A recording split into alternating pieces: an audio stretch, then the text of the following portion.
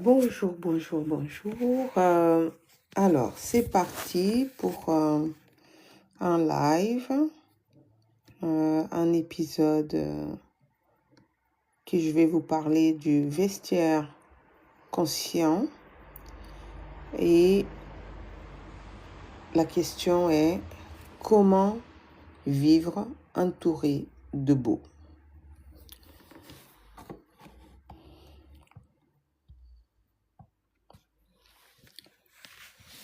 Aujourd'hui, j'ai envie de vous parler d'une chose essentielle.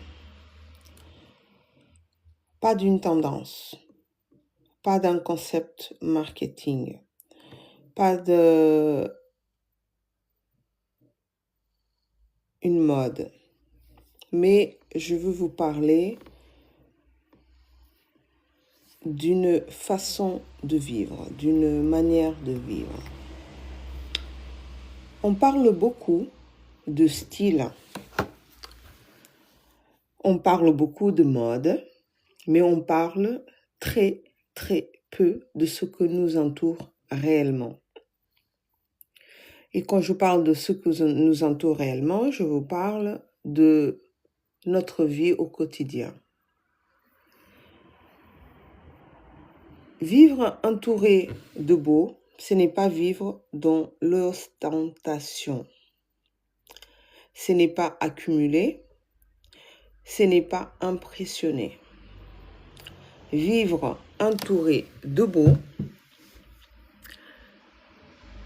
c'est choisir consciemment ce que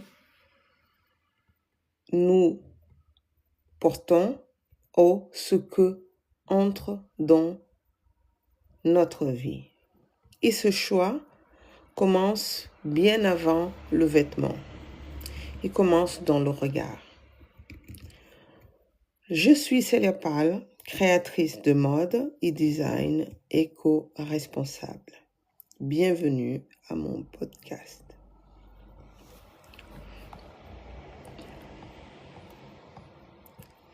Alors, d'où naît le beau? Le beau naît du choix. Le beau, ce n'est pas une question d'argent, mais oui, une question de choix.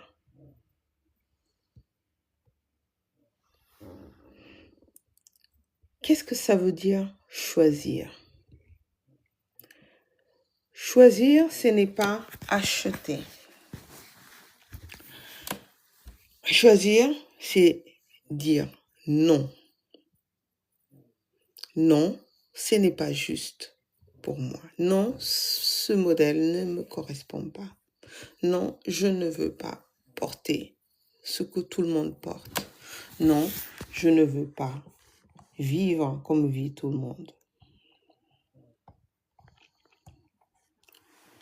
Je vais te proposer un exercice très simple. Regarde autour de toi, là où tu es, là maintenant, aujourd'hui, et tu observes les objets, les meubles, les vêtements, et pose-toi cette question honnêtement. Pose-toi une question de façon très honnête et sincère. Est-ce que j'ai choisi cet objet? Est-ce que j'ai choisi ce meuble? Ou j'ai juste accepté ou acheté par habitude, sans aucune conscience? La différence est immense. Quand on ne choisit pas, on subit. Quand on choisit, on crée une cohérence. La cohérence, ce n'est pas avoir un intérieur instagrammable ou un intérieur de Pinterest. La cohérence, c'est quand tout chez vous racontent la même histoire. Je te donne un exemple très concret. J'ai connu des femmes avec très peu de moyens, mais avec une maison d'une beauté incroyable. Et pourquoi? Parce que il n'y avait rien en trop. Chaque objet avait une raison d'être. Chaque textile avait une texture, une chaleur, une présence. Et à l'inverse, j'en ai eu l'occasion de voir des intérieurs très, très, très chers où il y avait beaucoup d'argent, mais qu'il n'y avait aucune âme. Qui n'a jamais vu ça? Qui n'a jamais fait le constat de rentrer chez un membre de sa famille qui a beaucoup d'argent, mais que son intérieur est une catastrophe, aucune harmonie. C'est juste beaucoup, c'est un ramassis d'objets chers, mais qui ne parlent pas, qui ne conseillent pas. Parce que quand on est aujourd'hui, quand on était enfant, on avait des parents, nos parents, qui étaient nos conseillers, les gens, l'entourage, qui sont nos conseillers. Mais quand on est adulte, qui nous conseille? Quand nous sommes adultes et nous avons un intérieur, nous avons des conseillers silencieux, mais qui parlent avec nous tous les jours. Qui sont ces conseillers? Nos objets. Nos objets, chez nous, ils nous parlent. Donc, attention au type d'objet que vous menez à l'intérieur de chez vous. Sans parler que certains objets, ce sont des archétypes. Les archétypes, vous savez ce que c'est des archétypes? C'est des images inconscientes. Par exemple, l'archétype de l'aigle, c'est un archétype de pouvoir, de puissance, que même, il y en a qui, une fois qu'ils découvrent que l'aigle est un archétype, ils vont s'amuser à mettre des aigles chez eux.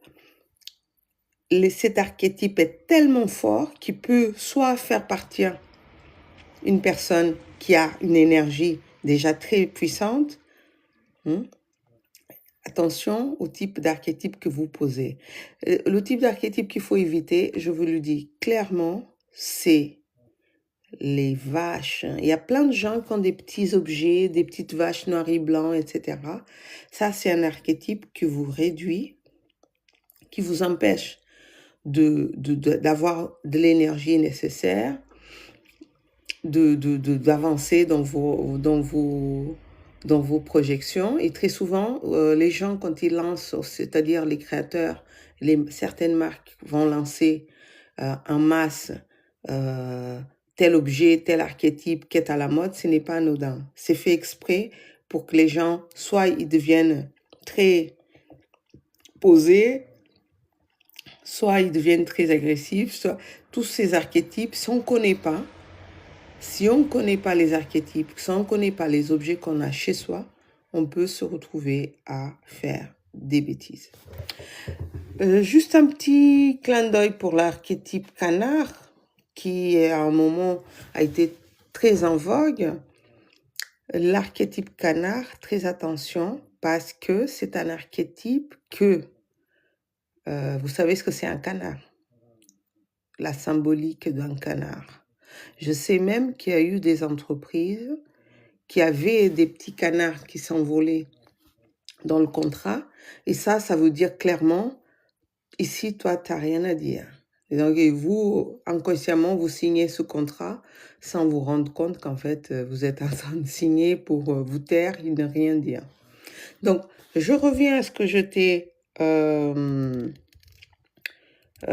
train de dire, que voilà, j'ai connu, je le fais actuellement et je l'ai fait depuis le tout début de ma marque, j'ai toujours travaillé en décoration et c'est vrai que très souvent, je suis amenée à modifier l'espace intérieur en apportant des rideaux, des voilages, des objets créatifs, de la décoration pour équilibrer l'ambiance de la maison. Donc, je commence ce live podcast pour vous parler un petit peu de où on habite.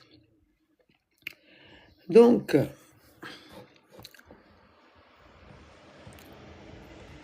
mais parlons de notre premier espace de vie.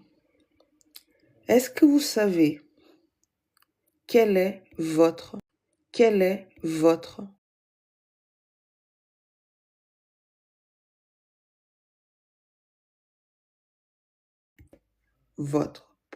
espace de vie?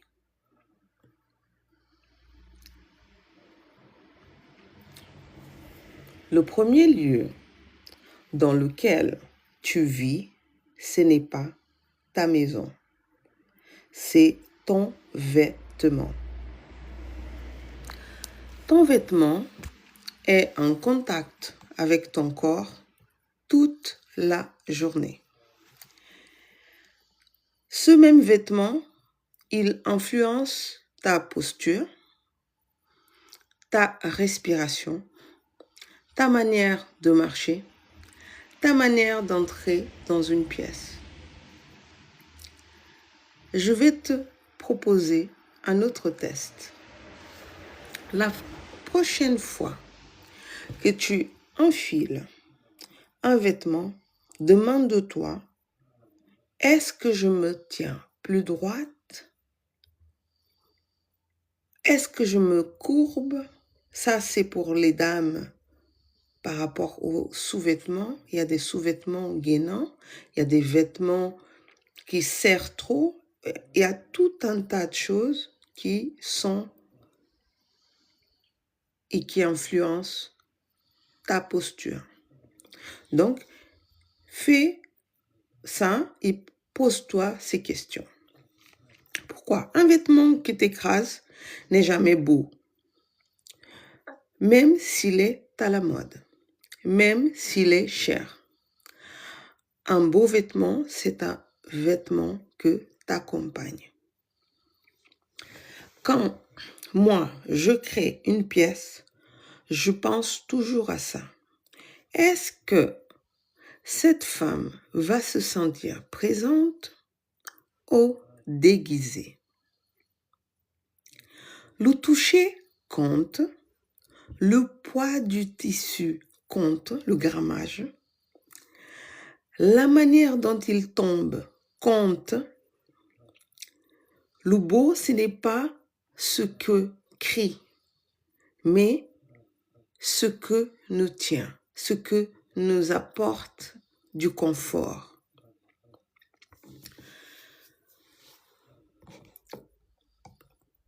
Alors, la question que j'ai posée, qui était au tout début du podcast, c'était comment vivre entouré de beau? Vivre entouré de beau, c'est choisir ce que reste. On croit souvent que le beau s'ajoute. En réalité, le beau se révèle quand on l'enlève. Je vais te proposer un exercice très simple. Ouvre ton placard et demande-toi, si je ne pouvais garder que seulement 10 pièces, lesquelles resteraient? 10 pièces uniquement. Ce sont ces 10 pièces-là, qui composent vraiment ton vestiaire. Le reste est souvent du bruit, du compromis, des achats faits trop vite. Vivre entouré de beau, c'est accepter de vivre avec moins, mais mieux. C'est aussi accepter que tout ne soit pas disponible tout le temps. Que certaines choses prennent du temps, que la lenteur est une valeur. Le beau ne supporte pas la précipitation.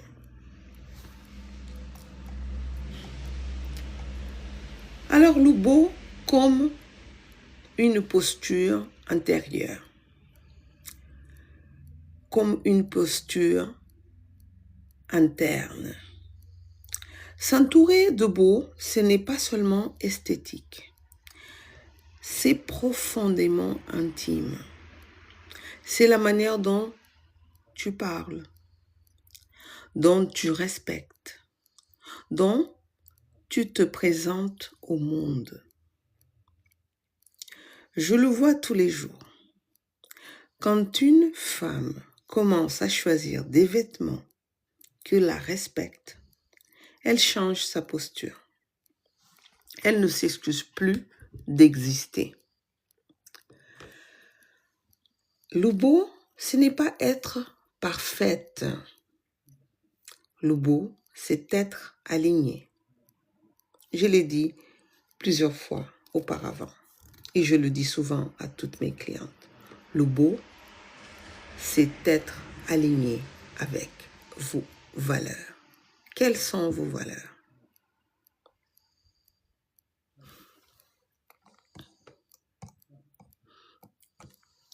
Porter du beau, c'est dire « Je sais que je suis. Je sais qui je suis. » C'est ça, porter du beau. Sans parler. C'est comme les objets qui sont chez vous. C'est comme les objets qui sont alignés chez vous. C'est comme les archétypes qui sont chez vous. Ils parlent avec vous. Ils communiquent avec vous.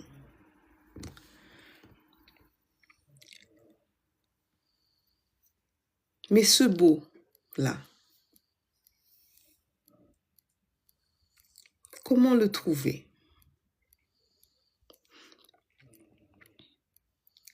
Le beau comme un lieu de rencontre. Est-ce que vous l'avez vécu? Dans mes boutiques, j'aime que les femmes prennent le temps. D'ailleurs, dans mes boutiques, tous mes clients, ils le savent, quand ils rentrent, ils sont les bienvenus et surtout, je leur laisse choisir, faire une rencontre avec les produits. Avoir ce petit moment de connexion avec les produits. Pourquoi? Parce que quand je crée des produits, je me connecte à ceux que viendront un jour acheter, qu'ils soient directement à la télé ou dans d'autres points de vente, c'est la même chose. Donc, dans mes boutiques, j'aime que les femmes et les hommes, parce que j'ai des clients aussi masculins, prennent le temps, touchent, essayent, se regardent vraiment dans le miroir. Le beau a besoin d'espace et le beau crée le lien. Oui, messieurs, dames, le beau crée le lien. Quand je crée un produit, je crée quelque chose de beau, connecté à celui qui va porter.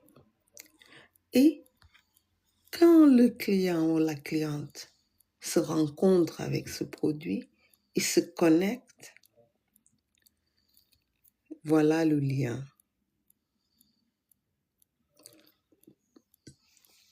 J'aimerais que cette vision du vêtement, du style, du lifestyle conscient puisse voyager de ville en ville, de femme en femme.